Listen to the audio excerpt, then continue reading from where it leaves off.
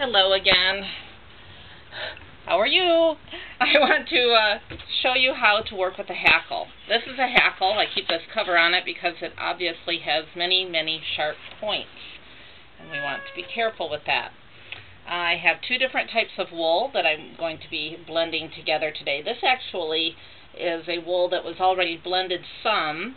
It's a alpaca, 80% alpaca, 20% merino mix.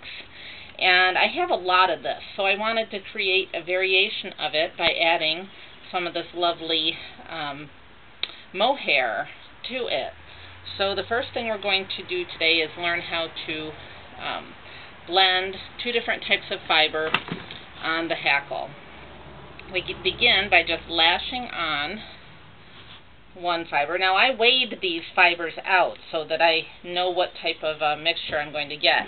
I have 1 ounce of this 80-20 alpaca merino blend, and I have 1/4 ounce of the mohair.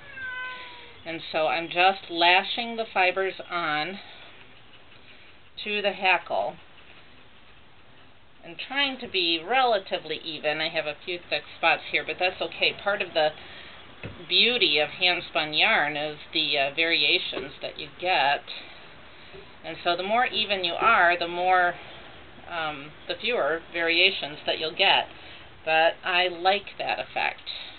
So, and the more layers you put of smaller amounts of each of the two fibers, the more evenly blended you'll be. But if you want to have more of that streaking effect, then you'll want to do fewer layers and thicker layers of each of the two.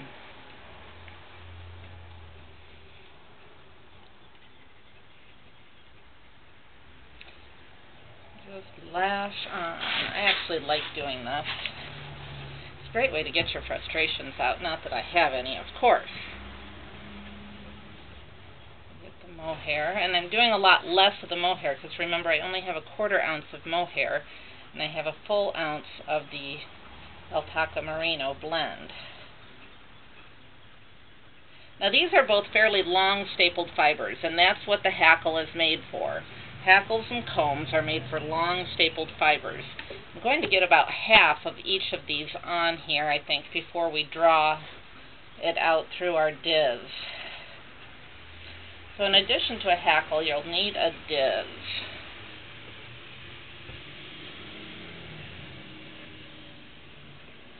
This is a diz. They can be made out of just about anything. You can make one yourself. I like to go collecting seashells on the beach, and where most people are looking for the perfect seashell with no flaws in it, I look for seashells that have a hole in the center, and that's one of the things that I like to use for a diz, is a seashell that has a hole in it.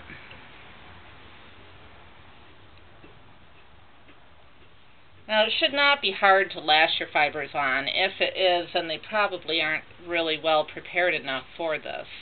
This mohair is a top, and the other is a roving, but there's such long staple, and the alpaca comes apart so readily that it really is fine. Okay, that's about half of each of those.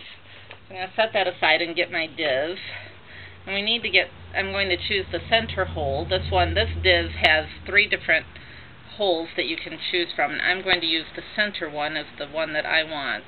Now, I do have threaders available for the dizes too, but since I didn't grab one before I sat down, I'm just going to do it the way that I used to do it before I had the threaders. Maybe you'll see how handy those threaders are. Just need to get a little bit of the fibers through, and once you do, then you're good. You have to get some of the fibers through.